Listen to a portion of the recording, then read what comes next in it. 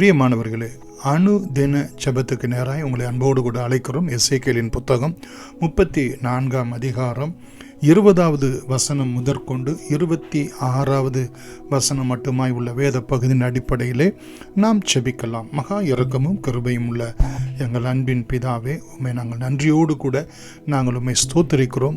நீர் எங்களுடைய வாழ்க்கையிலே தகப்பனே நல்ல மேய்ப்பராக இருந்து தகப்பனே எங்களுக்குள் நீர் நியாயம் தீர்க்கிற தேவனாக, நல்ல மேய்ப்பராக ஆண்டவரே நீர் எங்களுக்கு அதிபதியாக இருந்து ஆண்டவரே எந்த துஷ்டமும் மிருகங்களும் எங்களை மேற்கொள்ள விடாதபடிக்கு ஆண்டவரே எங்களை நல்ல வனாந்தரங்களிலே சுகமாய் தாபரித்து காடுகளிலே நித்திரை பண்ணவும் ஆண்டவரே நீர் எங்களுக்கு அனுகிரகம் செய்கிறீர் என்கிற இந்த வேத வசனத்தின் பிரகாரம் நாங்கள் இருக்கின்ற இடங்களிலே எங்களை சுகமாய் தங்க பண்ணுகிற தேவனாய் இருக்கிறீர் என்று வேதத்திலே நாங்கள் பார்க்கிறோம். சாமி, என் ஜனம் ஆண்டவரே அவர்கள் தகப்பனே உம்மை நன்றியோடு கூட நாங்கள் உம்மை ஸ்தோத்திரிக்கிறோம். அவர்கள் நிலையான வாசஸ்தலத்திலும் அவர்கள் குடியிருப்பார்கள், சுகமாய் குடியிருப்பார்கள் என்று சொல்லி வேதத்திலே சொல்லப்பட்ட பிரகாரம் நீர் எங்களை ஒவ்வொரு நாளும் நடத்துகிறதற்காக உம்மை நன்றியோடு கூட நாங்களும் ஸ்தோத்திரிக்கிறோம். ஆண்டவரே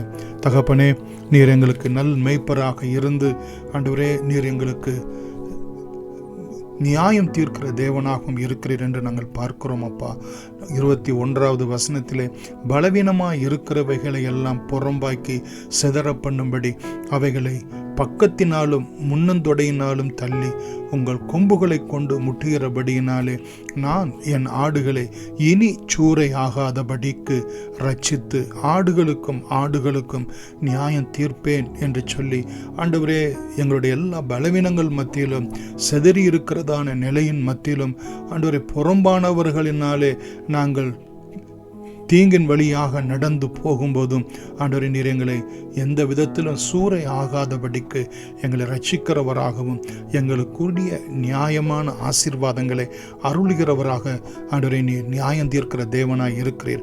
உம்மை நாங்கள் நன்றியோடு கூட ஸ்தோத்திரிக்கிறோம். ஆண்டவரே நீர் எங்களை 23வது வசனத்தின் பிரகாரம் எங்களை மேய்க்கும்படி ஆண்டவரே எங்கள் தாசனாகிய தாவீது என்னும் ஒரே மேய்ப்பனை நான் அவர்கள் மேல் விசாரிப்பாய் இருக்க ஏற்படுத்துவேன் என்று எங்களுக்கு பரம தாவீதாக எங்கள் ஆண்டவரும் இரட்சகருமாய் இயேசு கிறிஸ்து எங்கள் வாழ்க்கையின் ஒவ்வொரு பகுதிகளிலும் சுவாமி நீர் எங்களை விசாரிக்கிறவராய், எங்களை மேய்க்கிறவராய், எங்களுக்கு நல் மேய்ப்பனாய் நீர் விளங்குகிற தயவுக்காய் உம்மை நாங்கள் நன்றியோடு கூட ஸ்தோத்திரிக்கிறோம். சுவாமி, என் ஜனம் நான் அளிக்கக்கூடிய நன்மையினாலே திருப்தியாய் இருப்பார்கள் என்ற வேத வசனத்தின் பிரகாரம் ஆண்டவரே எங்களுக்கு நல்ல மேய்ச்சலை நீர் அருளுகிறவராய் ஆண்டவரே தகப்பனே உயர்ந்த மலைகளிலே ஆண்டவரே உச்சிதமான கோதுமையினாலும் கண்மலையின் தேனினாலும் இப்படிப்பட்ட ஜீவ வார்த்தைகளினாலும் நீர் எங்களை நடத்துகிறவராய் இருக்கிறீர். ஆறுகள் அண்டையிலும் ஆண்டவரே தேசத்தின் சகல வாசஸ்தலங்களிலும் நீர் எங்களை மேய்க்கிறவராய் இருக்கிறீர் என்று வேதத்திலே நாங்கள் பார்க்கிறோம். ஆண்டவரே அதுபோல 24வது ஆண்டவரே வசனத்திலே நீர் எங்களுக்கு பரம தாவீதாக இருந்து மேய்ப்பராக மாத்திரமல்ல எங்களை ஆளுகை செய்யக்கூடிய அதிபதியாகவும் நீர் விளங்குகிறீர் என்று அங்கே நாங்கள் பார்க்கிறோம். சுவாமி, நான் அவர்களோடு சமாதான உடன்படிக்கை செய்து துஷ்ட மிருகங்களை தேசத்தில் இராதபடி ஒழிய பண்ணுவேன். அவர்கள் சுகமாய் வனாந்தரத்திலே தாபரித்து காடுகளிலே நித்திரை பண்ணுவார்கள் என்ற வேத வசனத்தின் பிரகாரமும் நான் அவர்களையும் என் மேட்டின் சுற்றுப்புறங்களையும் ஆசீர்வாதமாக்கி ஏற்ற காலத்திலே மழையை பெய்ய பண்ணுவேன்.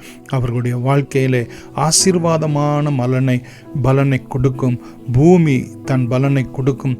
வெளியின் விருட்சங்கள் தங்கள் கனியை கொடுக்கும் என்று ஆண்டவரே அவர்கள் தங்கள் தேசத்திலே சுகமாய் இருப்பார்கள் என்றும் எல்லா விதமான நுகத்தின் கயிறுகளை அறுத்து அடிமை கொண்டவர்களின் கைக்கு நீங்களாக்கி ஆண்டவரை நீர் விடுவித்து ஆண்டவரே நீரே எங்களுடைய தேவன், நீரே எங்களுடைய மேய்ப்பர், நீரே எங்களுடைய அதிபதி என்று சொல்லி நாங்கள் உம்மை அறிந்து கொள்ள உம்மை நித்தமும் பின்பற்ற நீர் எங்களுக்கு அனுகிரகம் செய்தருளுவீர் என்று இயேசுவின் நாமத்தில் நன்றியோடு வேண்டுகிறோம் எங்கள் ஜீவனுள்ள பிதாவே.